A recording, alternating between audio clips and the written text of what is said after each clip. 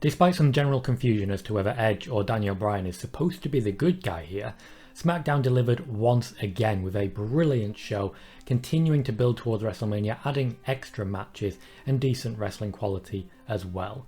They continue to put together very good shows, and let's see how they do that. My name's Tom Colohue. If you haven't already, please click like and subscribe if you haven't, and let's jump right in.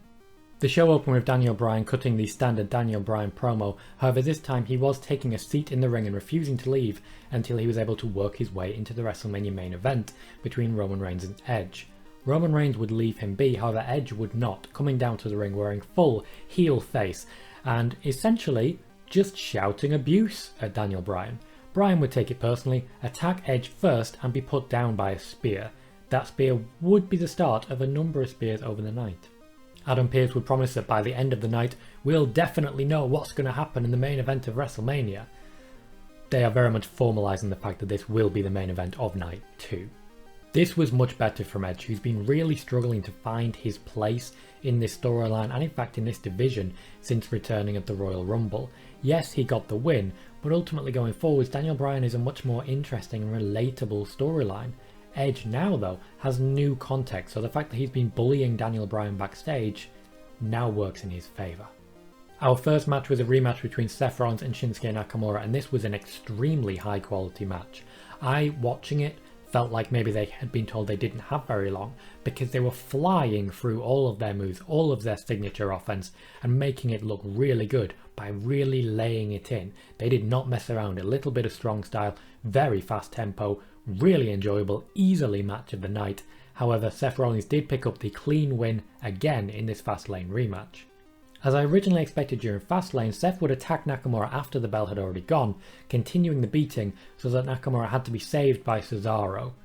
Cesaro later on would catch Seth Rollins backstage and swing him around and just throw him on the floor. This would also lead to the official confirmation of Seth Rollins versus Cesaro for WrestleMania. Much like on Raw, we saw a lot of matches added to the WrestleMania card on SmackDown. Roman Reigns intimidated Adam Pearce backstage. Later on the night, Edge would also venture into unknown territory with Roman to essentially encourage Roman to deal with things so that Daniel Bryan is not involved in the match. More of this bullying from both men. Both definitely heels going into the main event. The Street Profits subbed in for Kofi Kingston and Xavier Woods again by teaming with Big E in a 6-man tag match. Why break up the New Day if you're just going to stick them in so many 6-man tags with another tag team? They were facing off with Apollo Crews, Otis and Chad Gable. This match very much about Chad Gable's wrestling ability, Otis being very difficult to take down, and then opportunism when Apollo Crews came in at the last, put down Big E and picked up the win. A very good look for the heel team. Well, the faces had their moments. They never really looked like much of a threat. This continued a very, very strong build for everyone involved here on the heel side, particularly Otis and Chad Gable, who have been put into what is a new looking tag division leading into WrestleMania. Apollo Crews picked up the win and looked very strong there, and after this it was confirmed that Apollo Crews would have a rematch against Big E at WrestleMania. That's good, because their Fastlane match ended in whatever the hell happened there sort of territory. Sami Zayn joined the Kevin Owens show, announced that next week we would see the trailer for his documentary featuring Logan Paul. So Kevin Owens beat the crap out of him. They will also be facing at WrestleMania. Bianca Belair faced off with Natalya in a match that lasted nearly 10 minutes, so not as bad as a lot of the women's matches have been recently. Poor booking really for the women's division lately, as we know from Sasha Banks and Bianca Belair. However, now they seem to be righting the ship.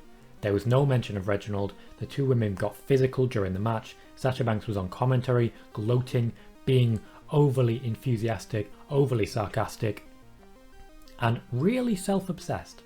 Bianca Belair would pick up the win, a significant loss for Natalya really. Natalya is, after all, someone who has been getting tag team wins recently. However, it should be the beginning of something new for Bianca Belair, essentially giving us the matches, giving us the wins, leading into what should still be a big deal at WrestleMania.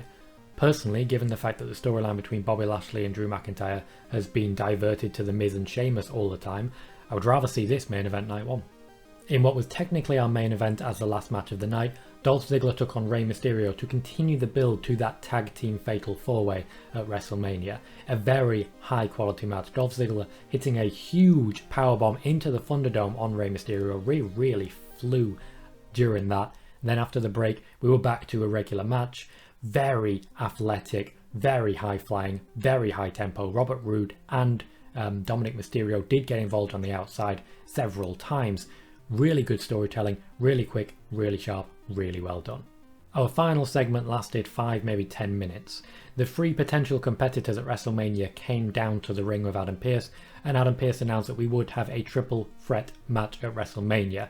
Everyone then got into fisticuffs, as it were, Jey Uso getting involved on Roman Reigns' side, but it was Edge who stood tall. There was a brief moment when it looked like Edge was going to deliver a concerto to both Roman Reigns and Daniel Bryan. However, because Christian wasn't there, they both managed to get out of dodge and escape him. Edge stood tall with the championship. I think this will be the last time. SmackDown this week was a very good show. Much like Raw was before, the fact that they now have Fastlane out of the way means that they can start building the WrestleMania matches and really giving us the quality that we've been waiting for. They've removed some spoilers, so Reginald, who was there to keep Sasha Banks and Bianca Belair apart, is no longer needed, as well as Nia Jackson's Shayna Baszler and that same thing.